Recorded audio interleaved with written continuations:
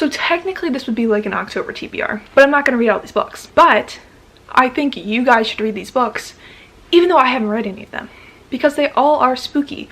So like, I don't want to call this spooky book recommendations because I can't recommend them because I haven't read them, and I don't want to be blamed for recommending a shit book. Basically, these are books I would read in October if I had the time, but I'd love your input on these books. And if you're looking for spooky books to read in October, I've got a whole list here of books that have been deemed spooky by people other than me because I have not read these books. So first off, I have this, which is an adult thriller recommended by Books and Lala.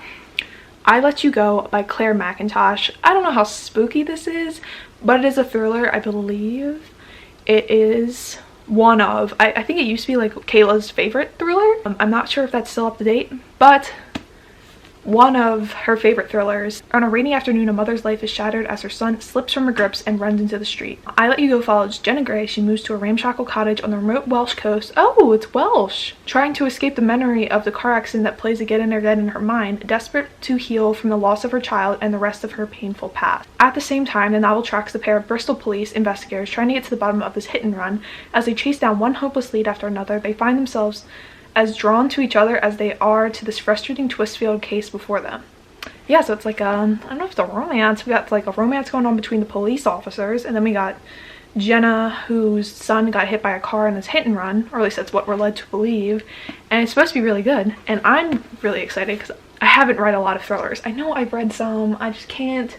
I read the first spooky book club pick by Kayla for her book club. Literally Dead Book Club. I read The Other People back in like February, January. I didn't love that much, but this got the fall vibes too. It's got like fall leaves. I'm telling you, I'm pretty hopeful about it. Is it going to be good? I have no idea. Next up, in another adult, I always attribute or associate Night Film by Marisha Pessl with Sarah from Sarah Without an H. So I guess I'm just going to be trying to tell you who recommended me all these books, so if you trust them, hopefully you'll trust this recommendation. This is a book that's written in multimedia format, so like Illumine. It's got like pictures and logs. On a damp October night, beautiful young Ashley Cordova is found dead in an abandoned warehouse in Lower Manhattan. Though her death is ruled a suicide, veteran investigative journalist Scott McGrath suspects otherwise. As he probes the strange circumstances surrounding Ashley's life and death, McGrath comes face to face with the legacy of her father, the legendary reclusive cult horror film director Stanislaus Cordova, a man who hasn't been seen in the public for more than 30 years. There's also a bunch of other stuff in there, but that gives you a pretty good gist. I'm really excited for the multimedia format because I believe the investigator is kind of like looking through like cases and her like text messages. Don't get me wrong though, it's written, it seems like a lot in like traditional format, but it looks like we got like security cams footage and like different case files. It looks like, I'm really excited about it. Once again, can't tell you the quality, but Sarah Without an H, Emma Books, really loved it back in the day. It hasn't been talked about much semi-recently. Behind Her Eyes, Sarah Pinborough, another adult thriller, also recommended by Books and Lala, Kayla. Louise is a single mom stuck in a rut on a rare... She really be liking these mom stories. Louise is a single mom stuck in a rut. On a rare night out, she meets a man in a bar and sparks fly. Though he leaves after they kiss, she's thrilled she finally connected with someone. When Louise arrives at work on Monday, she meets her new boss, David, the man from the bar. And then Louise bumps into Adele, who just happens to be David's wife. Louise is drawn into David and Adele's orbit. She uncovers more puzzling questions than answers.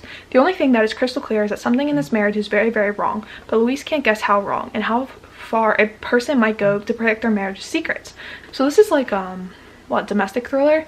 So I've read The Girl on the Train, which I liked back in the day. I gave it 5 stars. I wouldn't say it was that great now looking back on it. Kind of sounds like similar vibes.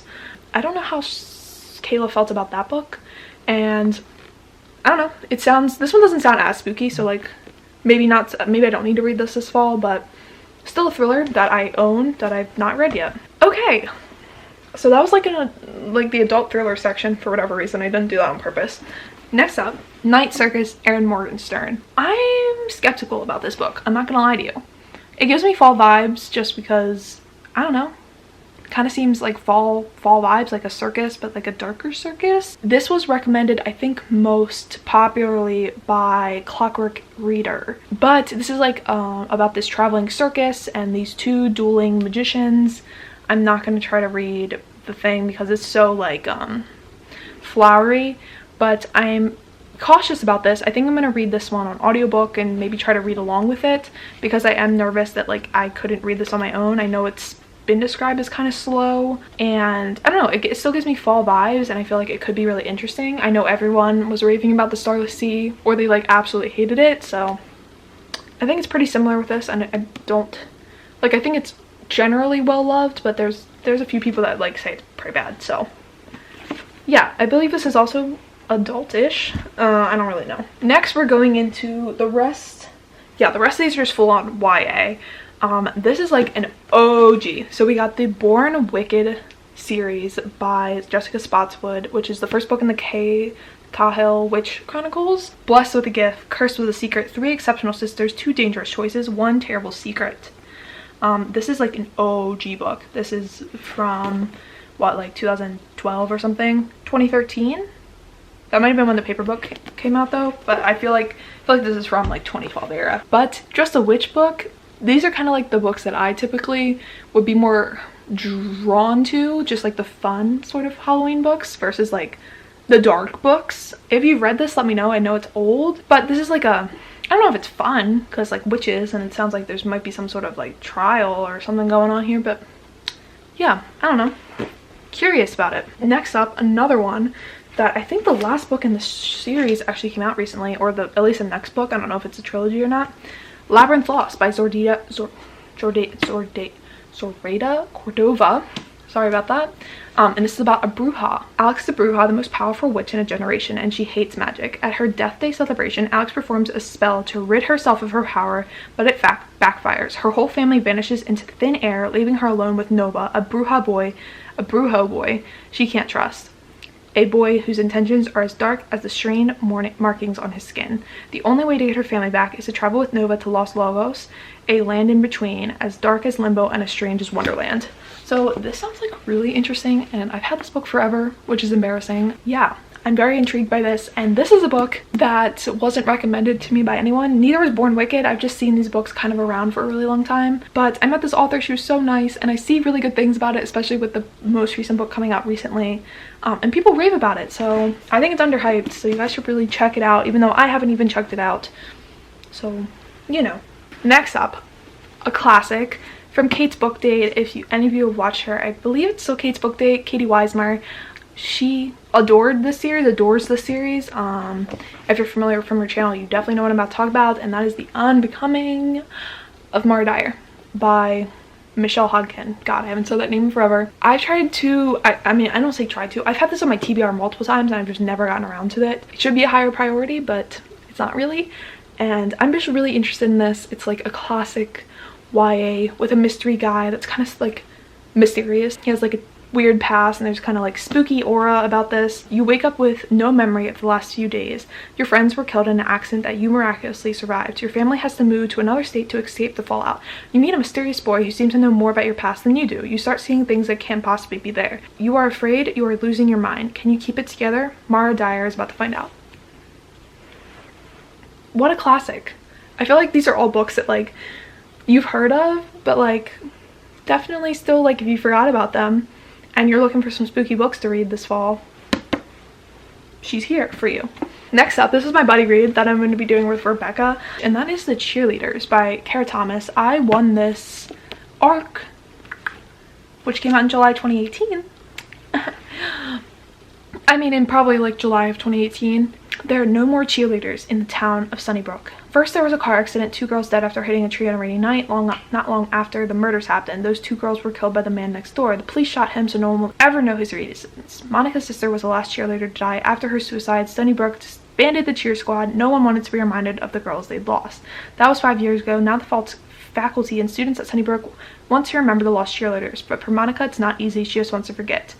Only Monica's world is starting to unravel. There are letters in her stepdad's desk, an unearthed years-old cell phone, a strange new friend at school. Whatever happened 5 years ago isn't over. Some people in town know more than they're saying, and somehow Monica is at the center of it.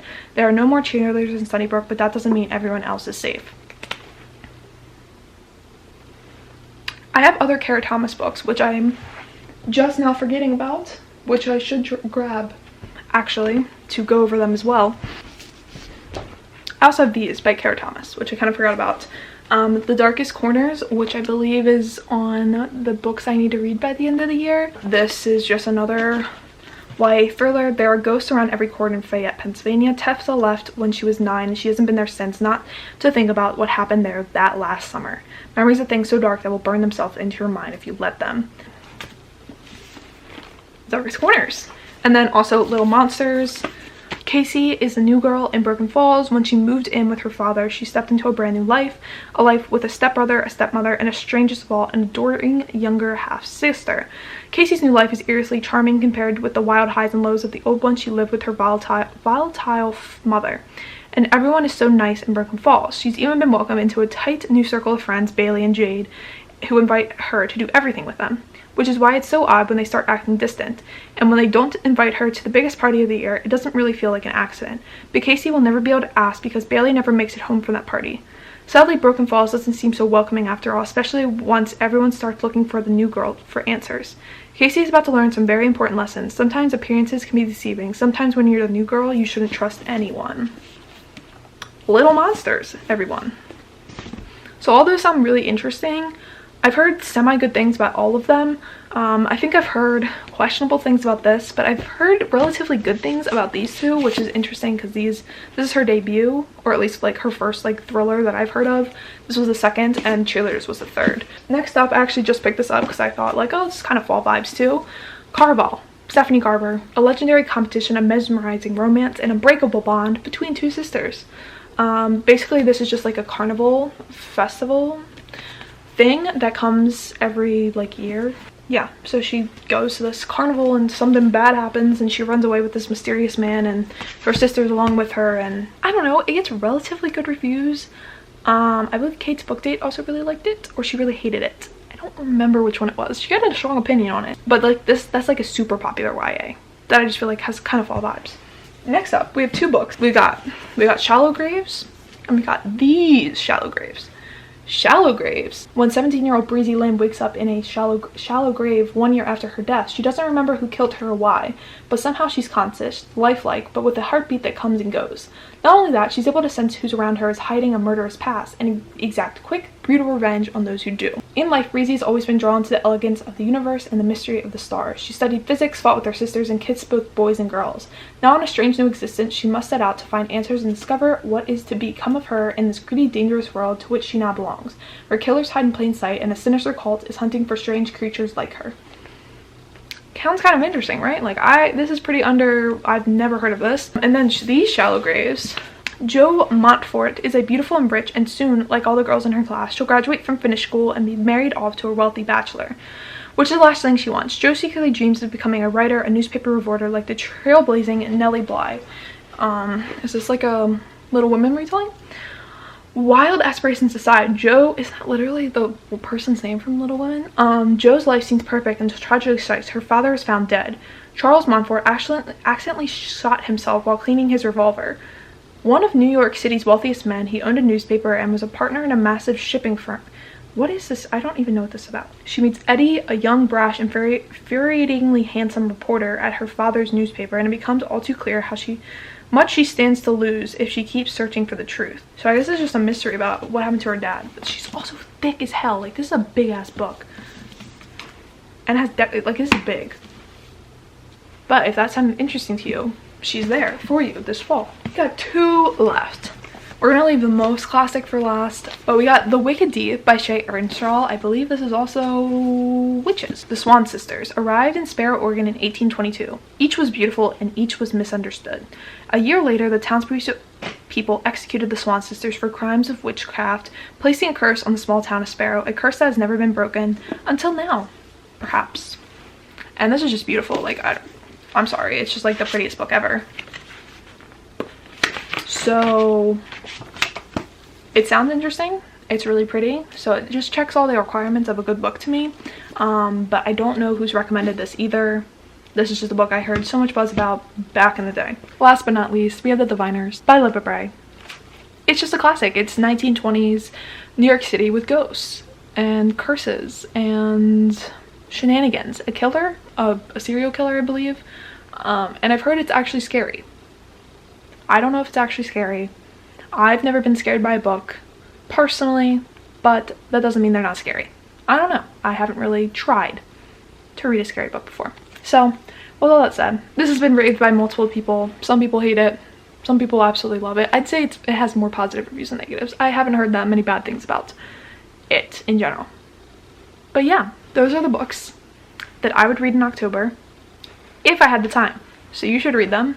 Or perhaps you should tell me down below which ones I should prioritize if you've read them before, and let me know, because then it would make it a lot easier for me, right? Because then I know which ones I should read and maybe the ones that I should push to the back burner. But I hope this gave you some inspiration to pick up some of these for October. Thank you guys so much for watching. I hope you enjoyed this video. I will talk to you very, very soon.